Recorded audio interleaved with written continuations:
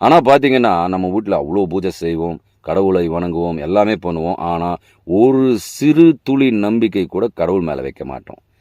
அப்படி சொல்லும்பொழுது நீங்கள் கேட்குறது எனக்கு புரியுது. அது எப்படி ஐயோ இத்தனைக்கும் கோயிலுக்கு போய் கஷ்டப்பட்டு அந்த நான் உண்ணாவிரதம்லாம் இருக்கேன், அவரை சுற்றி பிரதட்சணம் பண்ணுறேன், எல்லாம் பண்ணுறேன். அப்படி இருக்கும்போது நீ இப்படி அசால்ட்டாக சொல்கிறிய நம்பிக்கையே இல்லைன்னும் போது உண்மை தாங்க.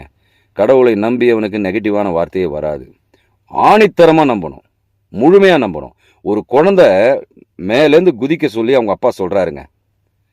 சும்மா ஒரு ஃபர்ஸ்ட் ஃப்ளோர்னு வச்சுக்கோங்களேன். குழந்தை என்ன பண்ணும்?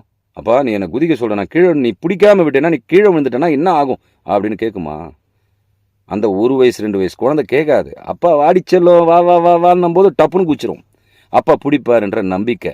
அது கூட நினைக்காது. அது அப்பா சொல்லிட்டாரு விழுந்துடணும். அது மாதிரி இப்போ மிலிட்ரிலையும் அதே மாதிரி தான். அவனுடைய ஆர்டருக்கு, மேலதிகாரியுடைய ஆர்டருக்கு ஒரு சோல்ஜர் கீழ்ப்படிவான். அதுபோல் நான் எதுக்கு இதை சொல்ல வரேன்னா, அந்த நம்பிக்கை அப்படி இருக்கணும்.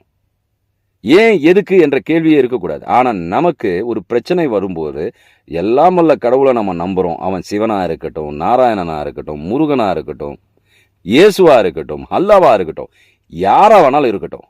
ஆனால் அந்த கடவுளுக்கு ஒரு பெயரை கொடுத்து நம்ம வழிபடுறோம். அந்த கடவுளை நம்பின பிறகு, எல்லையற்ற சக்தி எனக்குள்ளே இருக்குன்றதை நம்பின பிறகு நாம் அந்த பிரச்சனையை பற்றி கவலையே படக்கூடாது.